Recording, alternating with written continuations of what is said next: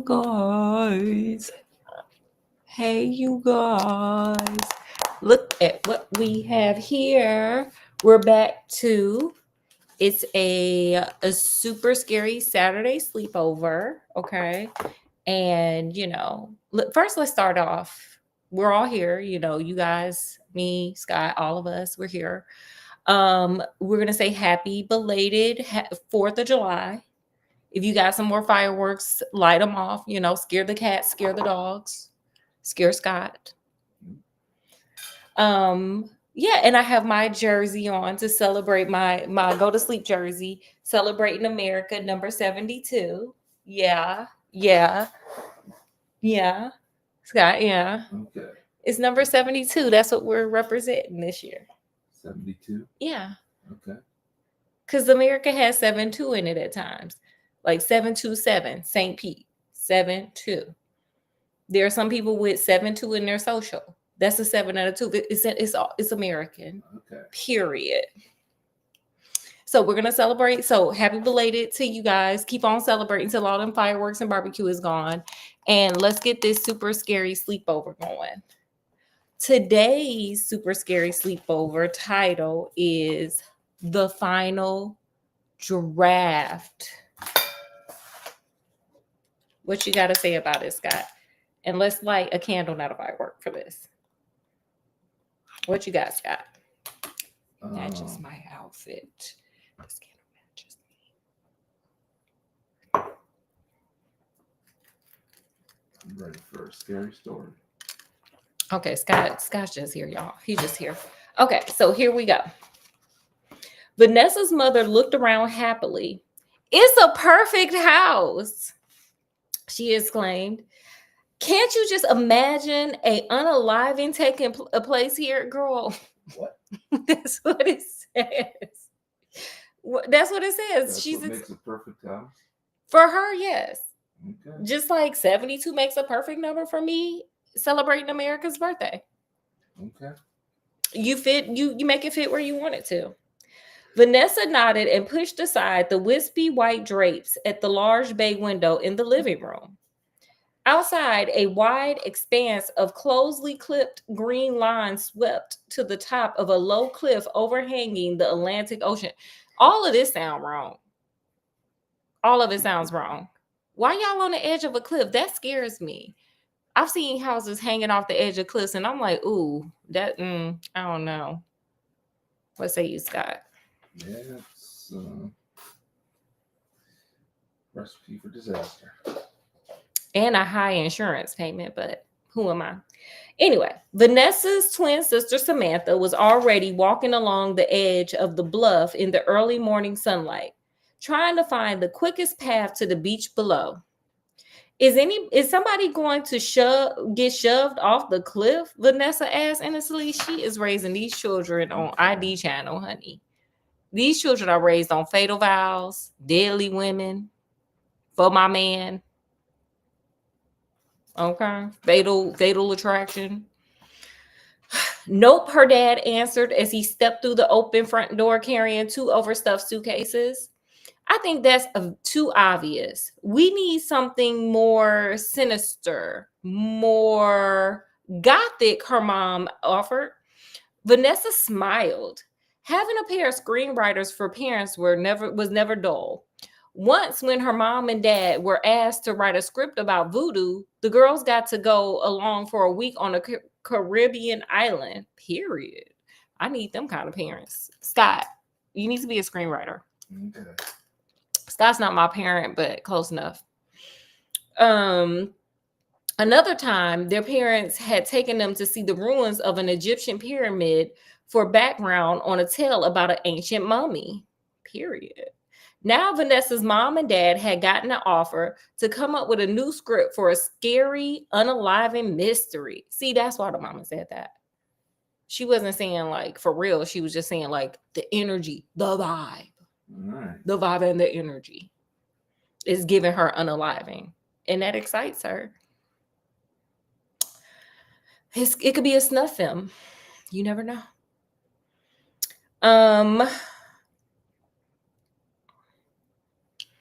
So they simply rented the scariest house they could find on the coast of Maine and packed up the family for a whole summer. Here they were, ready to work on an idea. This place is great, Samantha exclaimed, letting the screen door slam behind her as she raced inside. The backyard is huge, and there's a old-fashioned swing, flower gardens, fruit trees, and even a bird tree. Come on, Vanessa, she urged. Come check it out with me. Hey. Not yet, young ladies, their mother said, halting the girls at the door and pointing to their suitcases. You need to be unpacked first. You'll have plenty of time to explore later when we put you out the house because we got to get our jobs together. Okay? Period. She didn't say all that extra stuff. She just said unpack your bags. By the time their mom called them downstairs for a lunch of deli sandwiches and potato salad, Vanessa and Samantha had put all their things away in the room they were to share. It was a marvelous old-fashioned room with delicate rosebud wallpaper and a window seat with plump pink seat cushions. Girl, they probably got asbestos all up in there, girl. This house sound old and it don't sound like they renovated it yet. And there's probably lead in the paint underneath that wallpaper. Just saying. Their parents had set up the den as an office and had already spent a couple of hours working. Once the girls sat down at the table for lunch, their parents told them about the story. The main point is that the ghost of the unalived woman, is trying to come back in order to identify the person who unalived her to the people who were now living in the house. She was unalived 10 years ago. So it's Beetlejuice. Remember, they kept trying to tell them people like, hey, we're here. This is our house. Right. So it's Beetlejuice. This is the script of Beetlejuice. They, of course, had no idea that the unaliving had even taken place. Vanessa's mom explained as the girls spooned potato salad into their plates. Cool, said Samantha. I like it. Yeah, Mom, Vanessa agreed. What happens next? Their mother leaned over the table as if about to share a secret with them. The spirit leads one of the main characters, probably the daughter, to the unaliving weapon that had been hidden in the house all the time because the police didn't know what they was doing in this case. No, she didn't say that, the last part. We've been watching a lot of Fatal Vows and they don't be getting it right away. Or in Sherlock Holmes, actually, too. Yeah. They got to call us. Vanessa's dad helped himself to more potato chips from a large bowl on the table. More important, the phantom will then lead somebody to her very own corpse, he added, a twinkle in his eye. Why are y'all so excited about this? The police think that the unalived woman jumped off a cliff and her body was washed out to sea, he said dramatically. What they don't know is that she was really unalived by her cousin who hid the body in the old well. Now, why the cousin do that? Scott, why do you think the cousin did that? I don't know. Didn't like her, I guess. Scott, get better at thinking about it because you got to become a screenwriter so we can go on all these vacations. I'm bringing my 72 jersey.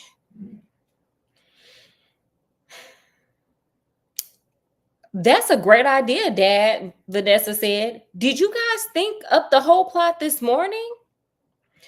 Her mother smiled. Well, we haven't exactly worked the whole plot out yet, but yes, most of the ideas just seem to flow onto the computer because that house haunted, honey. Okay?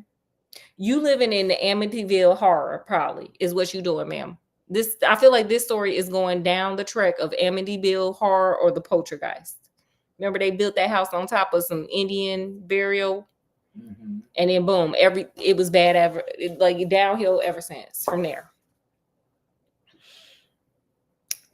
It's this old house, Vanessa's dad declared as he toyed with his turkey on rye. I feel almost like it's focusing our creative energies, magnifying them. Okay, look at this. This is what we see. Huh? Amityville horror. Poltergeist. Samantha rolled her eyes at Vanessa as if to say, "Oh, brother, writers. What made you think of using a well to hide the body?" Vanessa asked, trying not to laugh at her sister's antics. "There's an old well near the laurel hedge," their mother answered. "It gave us the idea." "I didn't see a well," Samantha commented, raising her eyebrows. "And I walked all the way around that hedge this morning." "It's there," her dad said, finishing the last bite of his sandwich. "So, what do you think about taking some time off this weekend and having a picnic at the beach?" Everyone agreed that it was a great idea. And for this moment, the subject of the well and the script was forgotten. After lunch, the girls went outside together and walked the length of the overgrown laurel hedge, first up one side, then down the other. This must be it," Vanessa guessed, pointing to an ancient-looking gray stone well that was half hidden within a tangle of tall grass and large rose bushes. A wooden crossbeam had a corroded bucket hanging from it by a rotting rope connected to a metal crank. Sorry, the cat is just there. I suspect inbreeding. Anyway, Vanessa gave the crank handle a tug. It's rusted solid," she said, disappointed. Samantha furrowed her brows. "This well was not here this morning. I would have seen it." "Girl, look, I wouldn't be there by the next morning. They wouldn't see me because I would be out. Because call your grandma, find somewhere else to be. Because sis, I feel like this is gonna end up bad. It always does. It never does. In this book, it never ends up well. People be missing. People then got abducted by aliens. It's a problem. This is a problem." "Oh, come on, Sam," Vanessa said, laughing. "It didn't suddenly appear out of nowhere. You just didn't notice it with all this stuff growing around it." She paused, then gnawed her fingers like a witch. In a spooky voice, she added, "If this is a ghost well, then maybe there really is a body down there." Did that sound scary? I feel like I scared myself. Vanessa pulled away several overhanging vines and exposed a wooden lid that sealed the well shut. "I would have seen it," Samantha murmured. "I know I would have." "Come on," urged Vanessa, ignoring her. "Let's see if we can get this lid off." I would have left it on. I would have left it on. I would have left this on. But that's just me. When they went to bed that night, Vanessa was still too excited about being in a creepy old house to sleep. She listened to her sister's calm, relaxed breathing, which was almost in perfect timing with the soothing rhythm of the ocean waves rolling onto the nearby beach. Through the open window, she could hear crickets chirping. Vanessa listened more closely. Those aren't crickets, she thought, slipping out of a bed. It must be the swing squeaking. Girl, it sounds like that's outside and you inside and you need to mind your inside business and let outside do what it do, honey. It could be a raccoon. It could be anything. Why are we worried about that? Why are we getting out of bed? Where are we going?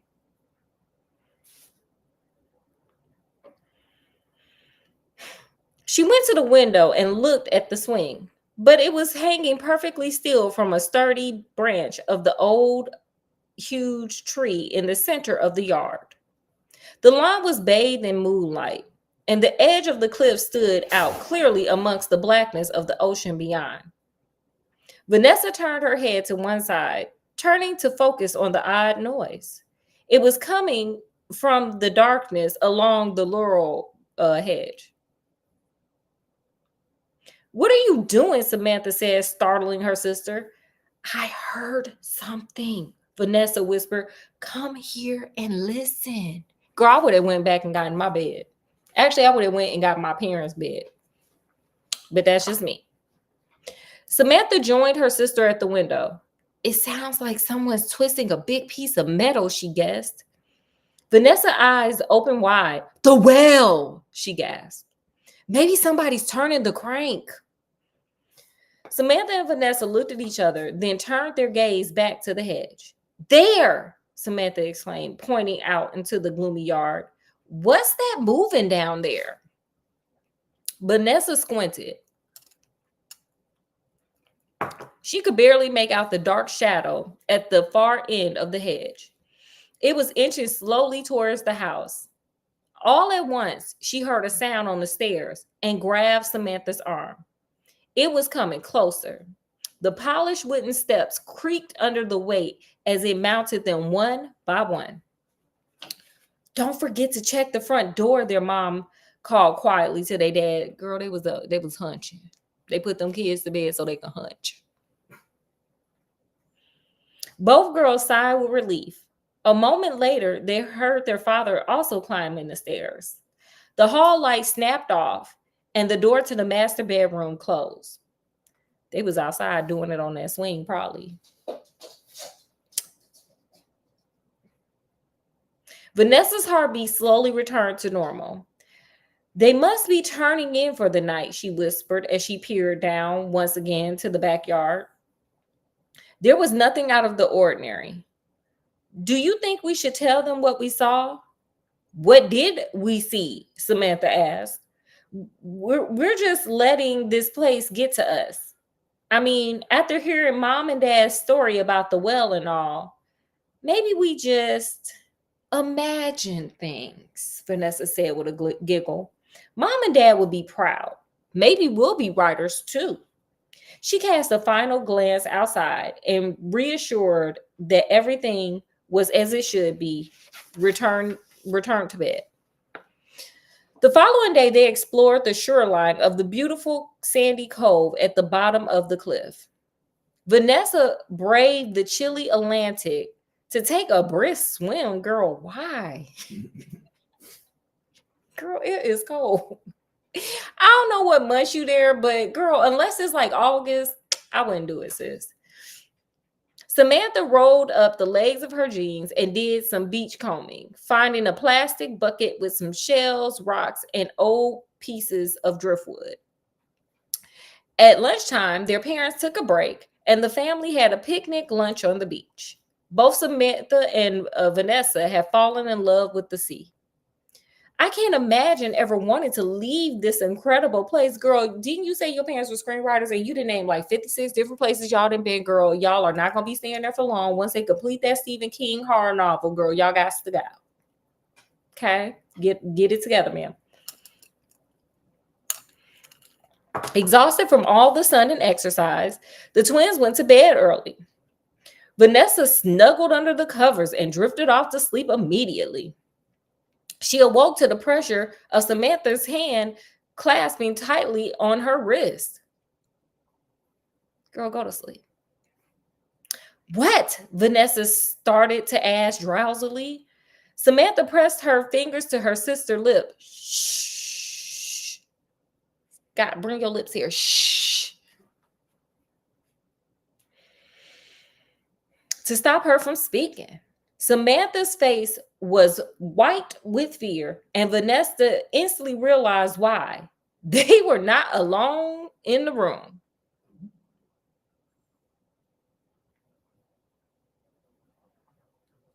Is there a bat in there? What's in y'all room? Anyway, are your parents in there checking on y'all? What's in y'all room? What happened, girl? Terrified, she drew in a lungful of foul, dank air that smelled like mildew.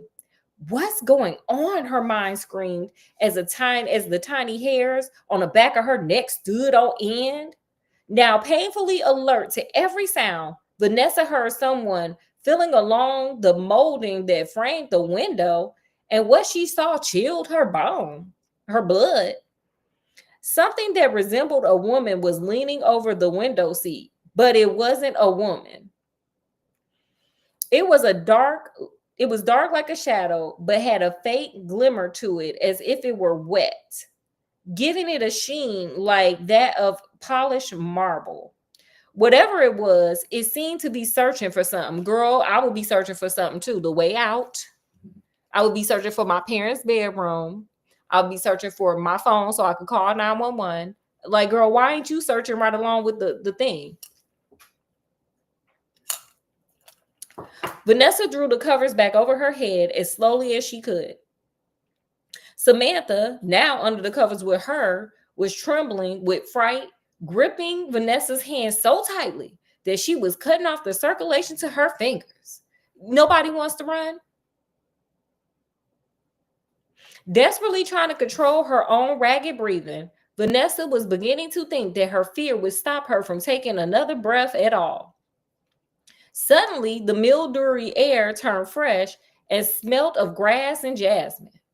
Cautiously risking a peek out from under the covers, she cast a furtive glance at the window, but there was nothing there. Heaving a sigh of relief, I heaved the sigh of relief for her. They get on my nerves by not running. Like, girl, I would have been out of there. I would have been like, girl, let's go back to Egypt. Let's go back anywhere. This ain't us. This ain't us. Vanessa sat up and turned on the light beside the bed. Why did y'all do that earlier? Samantha sat up too. Her face was pale and her eyes were red as though she had been squeezing them tightly shut. Were we just dreaming? Vanessa murmured, hopefully. I don't think so, Samantha answered, her voice faltering, and then her eyes widened. Look, she cried. Vanessa followed her sister's horrified gaze to the hardwood floor. A line of small, damp footprints led from the door to the window. I'm getting mom and dad. Girl, it took y'all like several paragraphs to get there.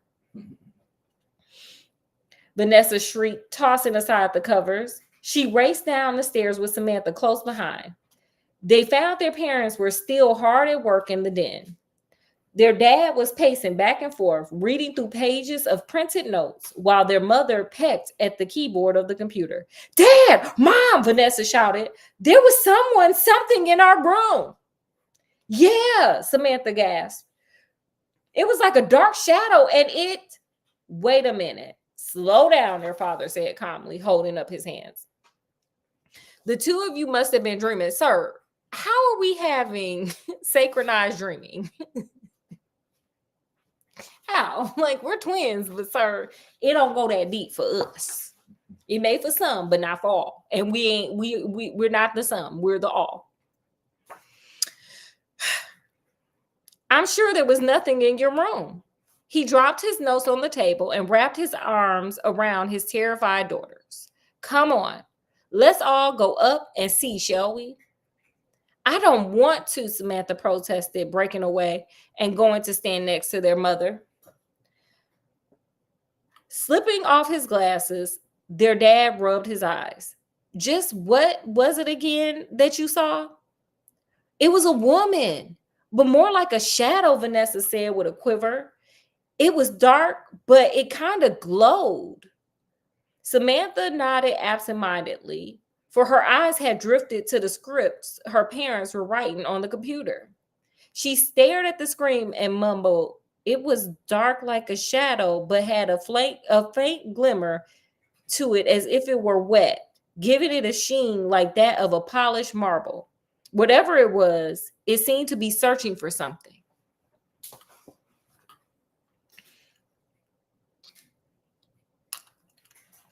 Maybe she lost her cell phone. I do all the time. She's right. That's exactly... Vanessa paused when she realized that her sister was reading from the screen. The thing keeps up its search, Samantha read on, Horrified, the girl slowly draws the covers back over their head. Girl, your parents writing about y'all. They sacrificing y'all, girl. Molly, you in danger, girl. They sacrificing you too. They done brought y'all here so they can get a screenplay. There's probably an actor strike or something going on in Hollywood. And they need the money. What's your prediction, Scott? That's my prediction. That is, huh? Yeah, that they using them girls. Okay. Stranger things have happened.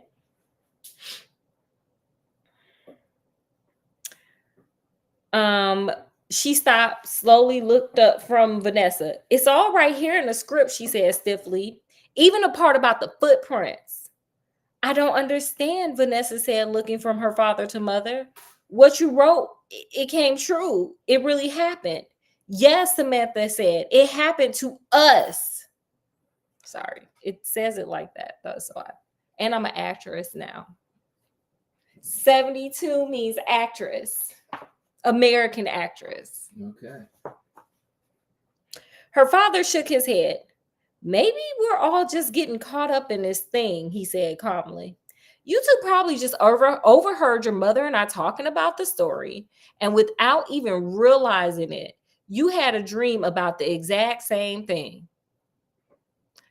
I would have called CPS on my daddy. I would have called Child Protective Services. I'm like, they abusing us with ghosts. And gaslighting us too. Get off of there. Sorry, the cat jumped up here. Of course, your father's right, their mother agreed. There are so many kinks in this plot, and we've been working so hard to get them ironed out. How somehow it all must be having an effect on you girls. That's the only possible explanation.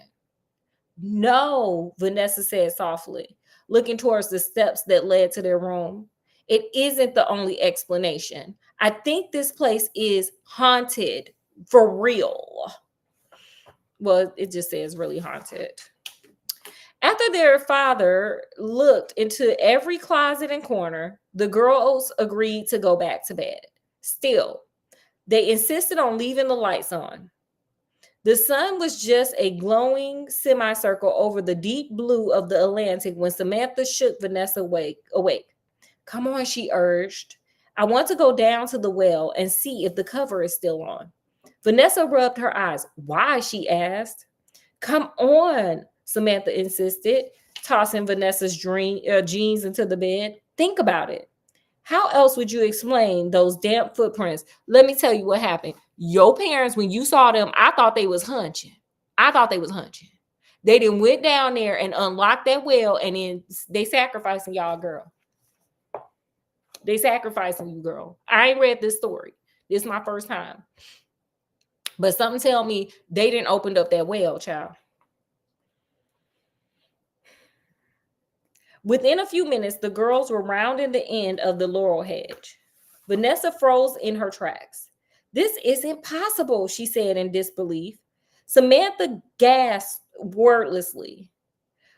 Where the decrepit well should have been, draped in a chaotic web of grass and wild roses, there now stood a pristine white gazebo. See, your parents playing with y'all, child.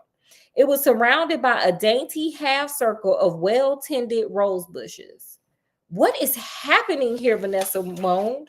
She grabbed Samantha's hand, and together they ran around the hedge across the lawn.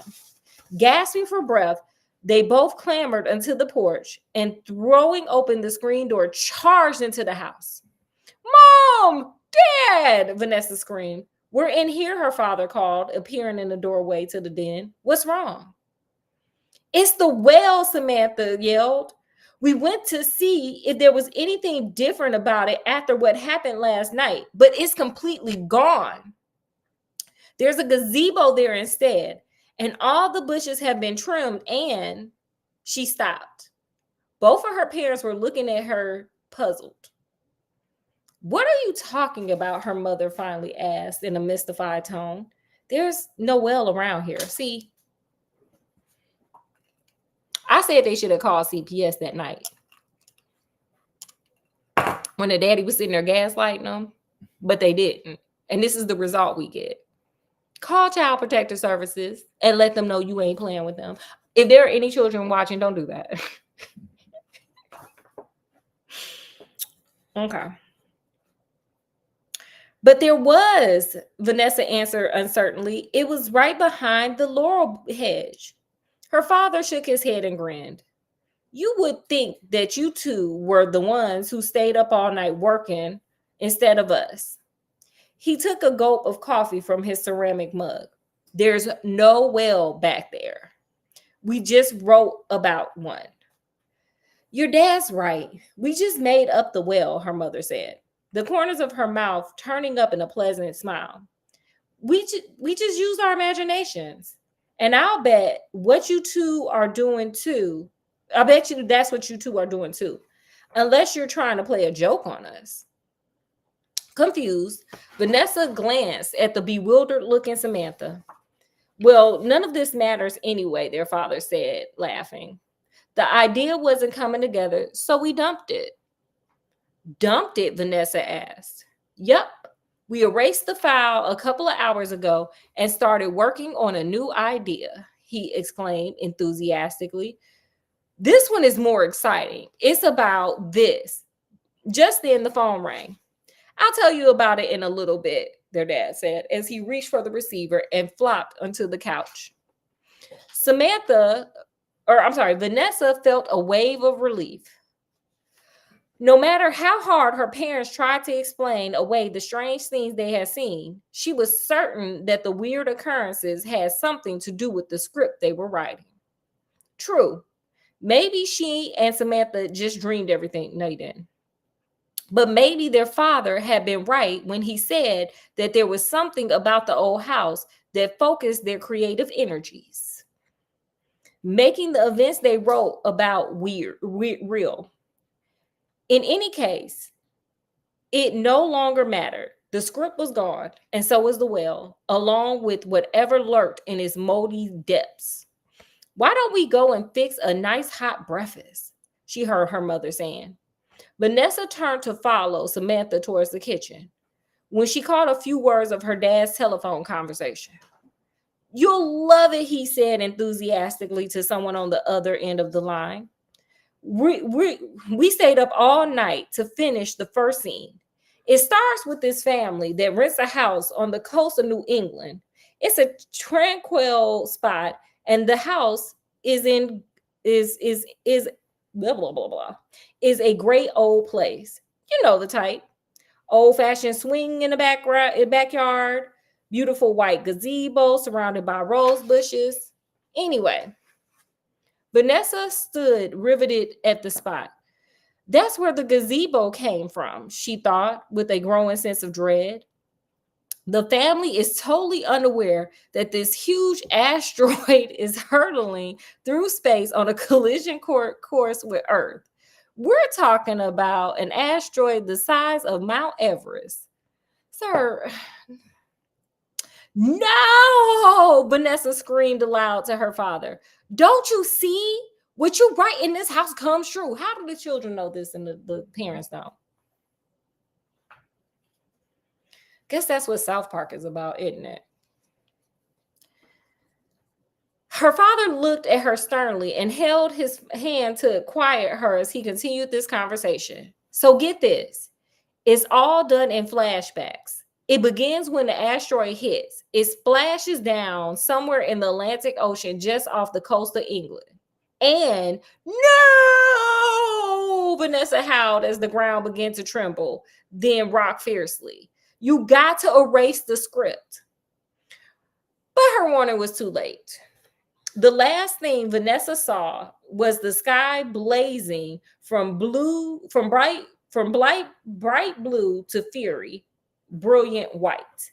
Then the house shivered and swayed and finally burst into splinters of wood and showers of glass in the earth-shattering explosion that inevitably followed as an immense asteroid plunged into the Atlantic Ocean only a mile away.